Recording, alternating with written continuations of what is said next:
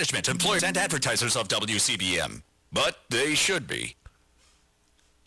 You are about to hear the most interesting, informative, thought-provoking, opinion-leading, and funny show in America, on air and on the World Wide Web. This is the Rob Carson Show. And by the grace of God, it is finally the 4th of July, Friday weekend, baby. Come on. And what a good day it is. Just in the last few hours, we are realizing that elections have consequences.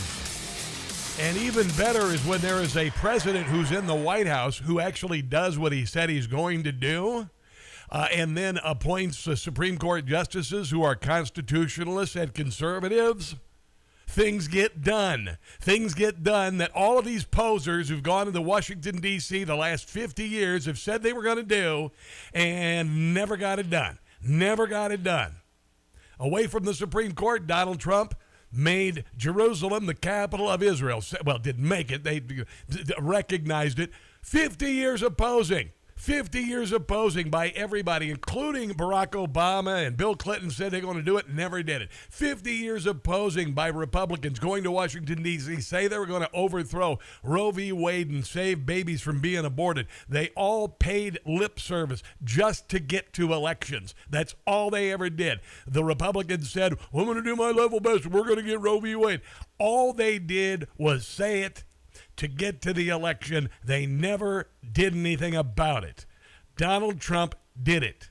Now, that's not all the good news. Not all the good news. Oh, no. Guess what? All you little snowflakes with little worthless degrees like lesbian poetry history or something like that who are working in Starbucks, you got to pay your student loans.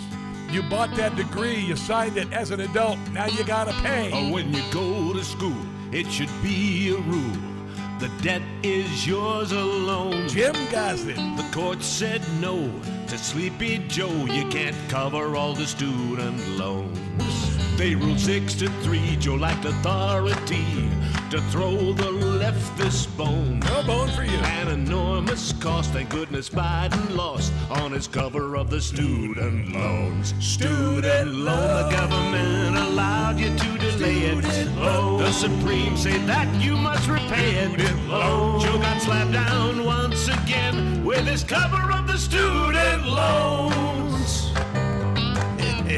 Joe and the left are into massive theft. The cover has been blown. Gonna have to get two jobs like the rest of us. It didn't make much sense to transfer this expense with the cover of a student loan. Student loan, it was another form of vote buying. The Supreme Court has the liberals crying. But you know they'll try again to cover all the student loans. Not going to do it. You're going to have to get a second job like the rest of us. You're going to have to start paying back your student loan. And you know the worst part about it is that Joe Biden and the Democrats are going to have to find another way to buy off some voters and buy some votes going into the 2024 election. Because that's what this was all about. Everybody knows it. Duh.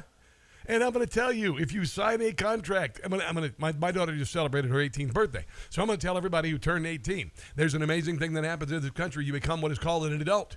And when you are an adult, you sign a contract that says, I am going to accept this product or service, and I am going to pay it back with these terms. This is the way of life. This is the way things are. And guess what? Welcome to the party. All right? And I got to tell you, I hope this is a massive blow to the educational industrial complex in this country that for the last, 50 years have exponentially driven up the price of going to college. I mean, honestly, my old alma mater, I went to school way back in the 80s, okay? Listen, I was an out-of-state student. Are you ready for this? You know, you're going to freak out. Do you know how much I had to pay for college per credit hour? Like $35 credit hour. That was in 1985 to 1989, right? Now at that college, it's like 25 to 30K to go for 1 year, and it ain't even Harvard. So maybe this will give higher education, a little wake-up call and realize that maybe tenured professors and forcing people into classes that they don't want, and then ultimately when they're in classes to indoctrinating them to leftist principles, maybe this will send a powerful message to the universities that perhaps you ought to start focusing on education and focusing on things that are going to give people a living when they graduate so they can pay off the loans for the stupid education and many people the stupid degree they got. So there you go. Oh, but we're not done. We're not done with the freedom. I'm smelling freedom, ladies and gentlemen. I'm smelling the Constitution. Here we go. So not only the student loans, not only yesterday did affirmative action get drop-kicked, and isn't it amazing that Democrats only care about black people when they go to Harvard, okay? Michelle and Barack Obama don't give a rat's behind about the body count every weekend of black kids in places like Chicago and Baltimore. Have you ever heard them say a thing? I need you to ask that question. Have you ever heard Barack Obama, the first black president of America, say a damned thing about the murder, black-on-black violence, fatherless homes, the destruction of the nuclear family, the implosion of black culture in inner cities? Have you ever heard them give a rat's behind about any of those things? No. But when somebody who is failed by all of those policies of Democrats in the primary education system, and then when they get to higher education, they want higher education and the rest of us to forget about all of that, all of the nonsense, all of the racism of Democrat policies that have brought black America to where it is right now. They want to erase all of that by letting kids into college who aren't ready for it.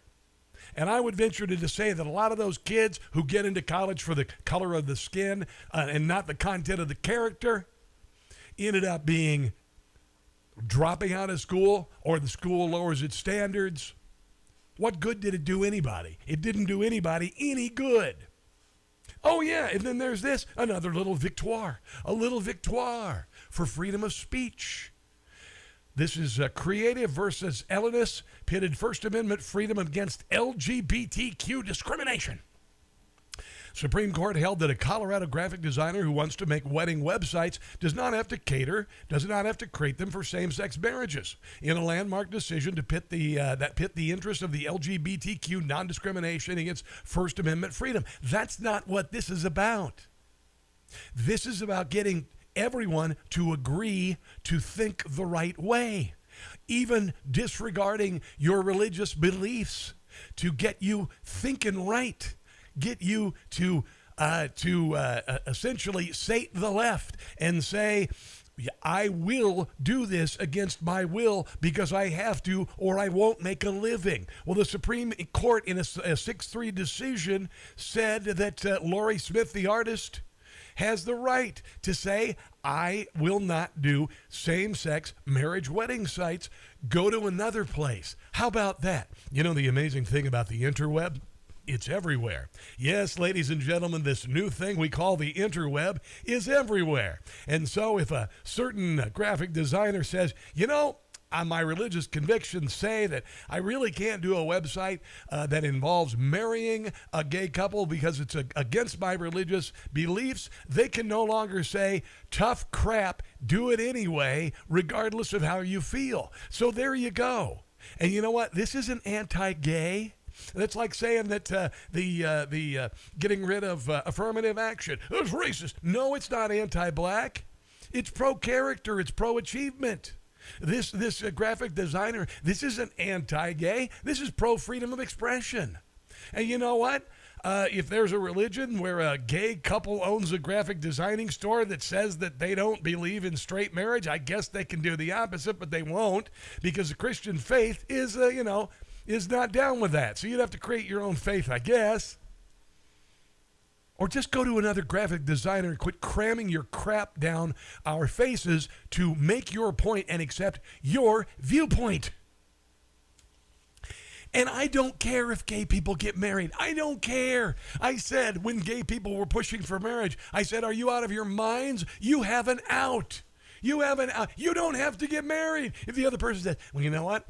I am not going to, unless you put a ring on it, I'm out of here. You had an out. You could have said, no, sorry, we can't get married. But look what you did. There you go. I just think the government ought to be out of it. All right? And if your church decides they want to marry gay people, then that's their church. That's your church. And if you decide you don't want to go to that church because they do gay marriage, then don't go to the church. Go to the church. Get government out of the marriage business. Honestly. Did you know that there is a marriage penalty? When you get married, there is a marriage penalty affiliated with the IRS tax code. I like to say, isn't marriage penalty enough? You needed more of a penalty? So, in a recap, here we go. Roe v. Wade got kicked to the curb a year ago, and we were promised for 50 years there would be wholesale coat hanger abortions in alleyways, and black alley abortions were going to be the norm, and I don't see any of that. I don't see any news stories about that at all. Not a single one. So maybe you were just played.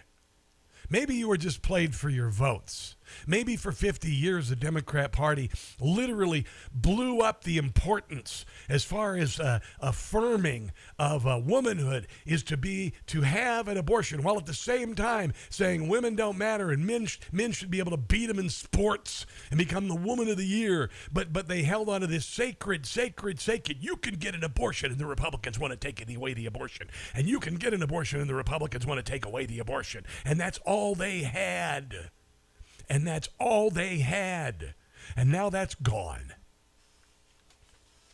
Maybe it wasn't as empowering as you think it is. Maybe the really empowering thing is being a woman and realizing one of the most important things, in fact, the penultimate thing you can do in your existence is to harbor a life and bring it to birth. Oh, I don't know. Maybe that's the way it's supposed to be. I don't know.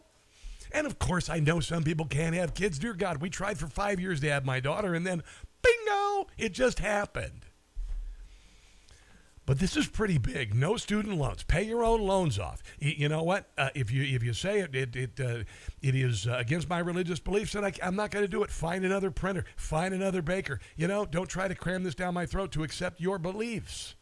And then you got affirmative action. Bye-bye.